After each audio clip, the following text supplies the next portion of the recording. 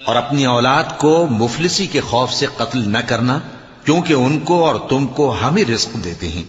कुछ शक नहीं कि उनका मार डालना बड़ा सख्त गुनाह है। और जिना के पास भी न जाना कि वो बेहयाई है और बुरी राह है।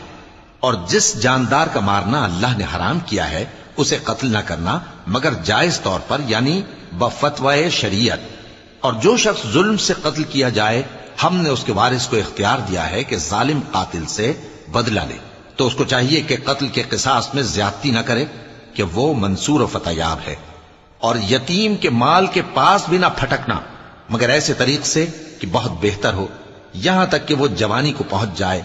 और अहद को पूरा करो कि अहद के बारे में जरूर पुरसिश होगी। और जब कोई चीज नाप कर देने लगो तो पैमाना पूरा भरा करो।